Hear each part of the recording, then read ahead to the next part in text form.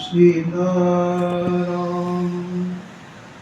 गुणावली निशिवा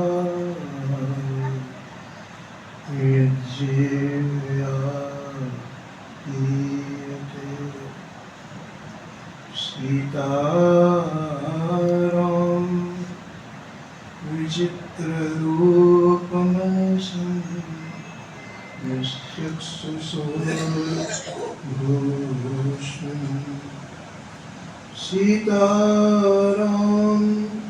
सुनाम धाम निरतम तम सद्गुरुं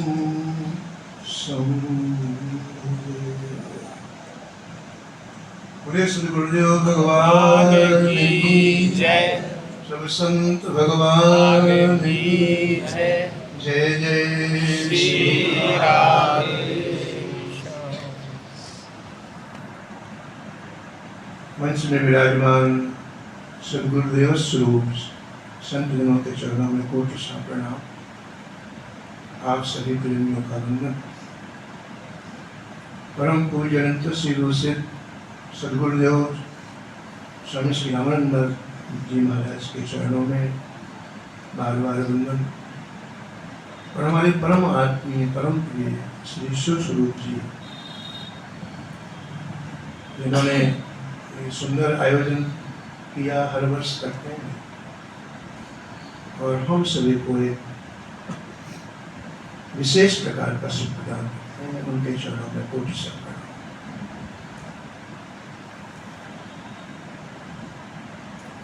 किसी भी स्थल में जहाँ संतों की चर्चा होती है वह सामान्य स्थल नहीं होता है, दिव्य स्थल होता है।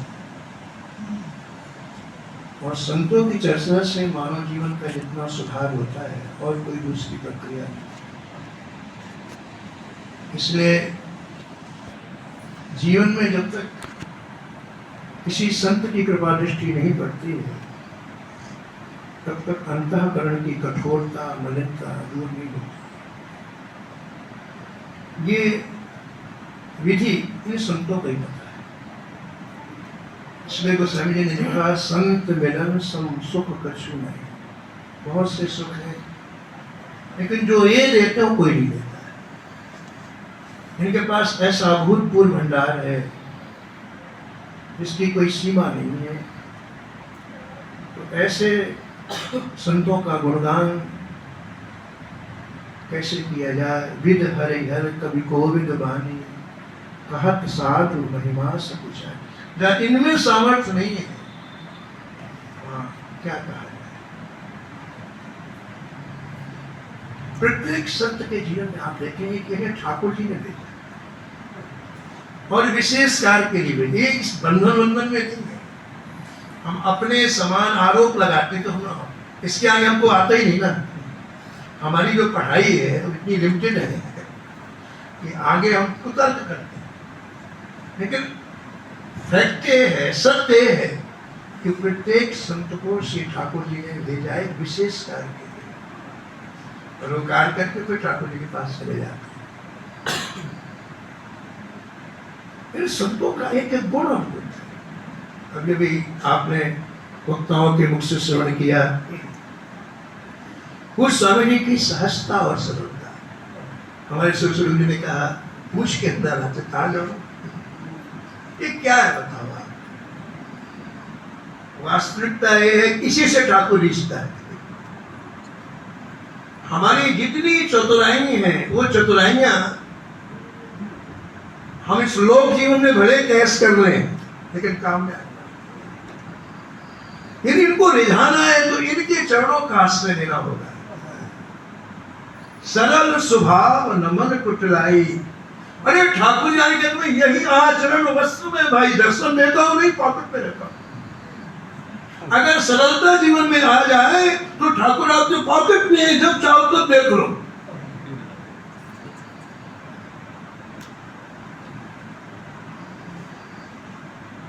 मैं यहाँ आया, महाराज जी के प्रश्नोत्तर चल रहे थे और पता ही मारिए शौक है मुझे संतों को ठाकुर जी का दर्शन कराना, बाकी कुछ नहीं। संत हमारे ज्ञानकीवल्लभ जी कहीं मेरे शौक शुरू से था, कई संतों को मैं इस तरह से भेजा था। तो मैंने सहज भाषा में सरकार से कहा कि जैसे आप चरण डालें हमारे ठाकुर जी का दर्शन करो।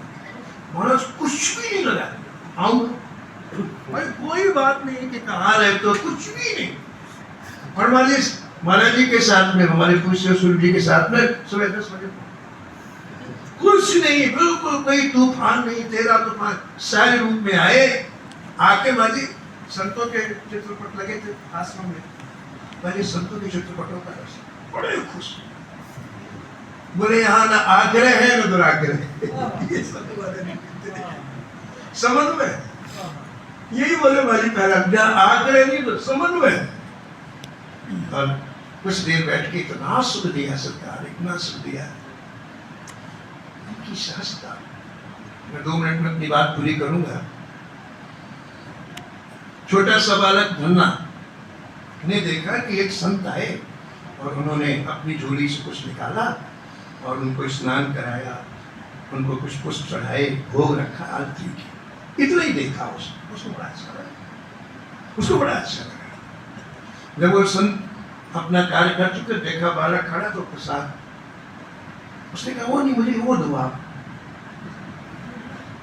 अरे बालक एक दे, कहीं कुछ कर दे, 5 वर्ष का बालक, लेकिन इसके भाव की रक्षा करनी चाहिए। तो मैं कहते को बेटा अगली बार आएंगे तुमको लेके आए। अब संत वहां से चले गए, उस गांव से चले गए, 1 साल में एक बार आते थे, दोबारा आए, उनको ये धन्ना भूल गए।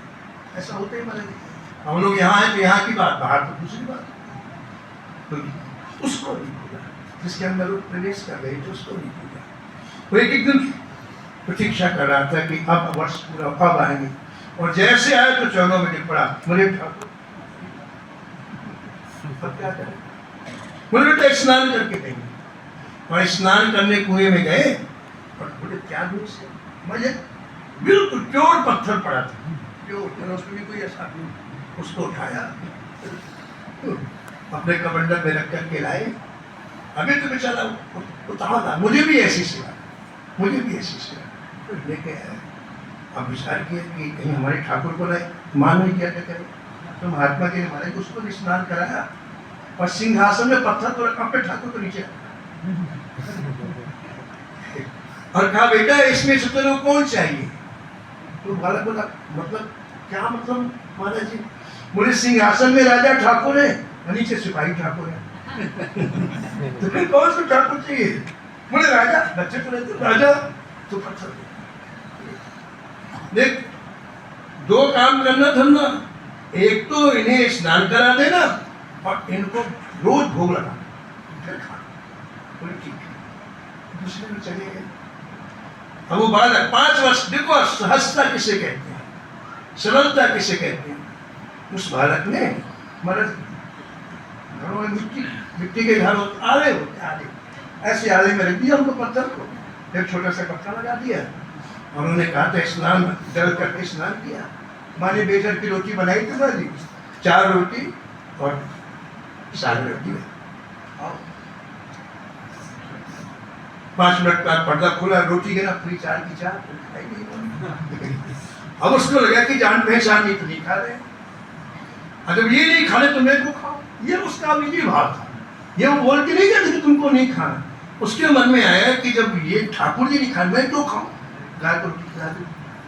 दूसरे दिन फिर भोग लगाया, फिर नहीं खाया था, फिर गाय को, तीसरे दिन फिर भोग लगाया और ठाकुर जी ने विचार किया तो मर जाएगा, अगर मैं नहीं रोटी इसकी मृत्यु हो जाएगी। तो ठाकुर उस पत्थर से कटा, उस छोटे से पत्थर से राम जी प्रकट हो गए और रोटी उठाई, उसके सामने खा गए। 2 रोटी ठाकुर जी ने खाई और शेष 2 रोटी अपने हाथ से ठाकुर श्री ठाकुर जी का अजरामृत पाते ही रोम रोम खिल गया धन्ना का, और इतना सुख मिला उसे जिसका वर्णन नहीं किया सकता। एक दिन मुस्कुराते हुए ठाकुर जी बोले, धन्ना 7 दिन हो गए तुम्हारी रोटी खाते हुए, और ये नियम संसार का जिसका खाओ उसका बजाओ, हमको कोई काम बताओ रोटी खाते तुम्हारे, तो तुम अपने घर का कोई काम बताओ। बोले नहीं नहीं सरकार, तो बोले हम चले जाएंगे भाई, ऐसी फ्री की रोटी कब तक खाए, कुछ काम बताओ। तो धन्ना ने कहा महाराज आप ही काम खोजो, को क्या काम करना है। तो ठाकुर जी बोले धन्ना तुम्हारे यहाँ गाय है, हम गाय चलाना सुबह जाएंगे और शाम के वापस। बोले जाओ मत मत, भले गाय चला के हम राम जी गाय चला लेके सब धन्ना की गाय लेके गए, सरोवर के किनारे बैठ जाते, गाय चढ़ती और शाम के ठाकुर जी गाय लेके आते और धन्ना जी दोपहर में भोजन पहुंचाते। ठाकुर जी ने कहा देखो गाय चलाने वाला 12 बजे चौके में नहीं पाता, वही पाता जहाँ गाय रहती, तो भोजन पहुंचा दिया। माने जी 1 साल के बाद फिर वो आ गए, उनको लगा किसने फेंक फांक दिया, बच्चा तो था। बोले ठाकुर जी का है, बोले गाय चला रहे बात है, झूठ बोलता है, वो मारने की गाय चला रही है। बोले मैं झूठ नहीं बोलता, बोले चलो आपको दिखा देता हूँ। तो उन्होंने आसन में नहीं रखा, बोले चलो चलो। अब महाराज जी देखिए बड़ी विचित्र बात, श्री ठाकुर जी सरोवर के किनारे एक पेड़ में रिलैक्स मुद्रा में बैठा, आराम की मुद्रा बैठे और धन्ना दर्शन कर रहा है, लेकिन गुरु जी को दर्शन नहीं। बोलिए 5-7 बार हो गया दर्शन। अब धन्ना जी को लगा कि इनको दिखाई नहीं पड़ रहे, तो उन्होंने ठाकुर से कहा आप इन्हें दर्शन। तो बोले नहीं, मेरे दर्शन के लिए तो सहजता चाहिए। वो ठीक है, किसी कोई योग्यता में कितना आगे निकल गया है उसमें क्या, उन विशेषताओं की कदर संसार में है, लेकिन ठाकुर के यहाँ सहजता की कदर है, सरलता की कदर है। और यही पाठ पढ़ाने के लिए मेरे महापुरुष यहाँ आते हैं। जो चाहिए उसका संग्रह करो, जो नहीं चाहिए उसका त्याग करो। दुनिया भर का कचरा लाद के कब तक टेंशन में रहोगे आप। संत आते इसलिए कि हमने अनावश्यक चीजों का संग्रह कर लिया जो चाहिए नहीं। धन्ना रोने लगे कि महाराज जी इनको दर्शन दो दर्शन दो। जो बहुत रोए धन्ना, इनकी प्रसन्नता के लिए ठाकुर ने एक झलक दिखाई। और ये नियम है कि ठाकुर जी का दर्शन और स्वरूप की प्राप्ति हुई। मम दर्शन फल परम अनुपा जीव पाव निज सर। और स्वरूप क्या है, क्या स्वरूप है बताओ। स्वरूप ये है कि बस जैसे महाराज जी ने कहा ना, भजन करते हो, भजन के सिवा कोई नहीं। भजन होगा तो जब अपने स्वरूप का परिचय हो जाएगा। ऐसी सहजता, ऐसी सरलता देने के लिए महापुरुष पधारते हैं। ऐसे कुछ संतों संत चरण में मैं वंदन प्रणाम करता हूँ, को विराम देता हूँ। जय श्री राम।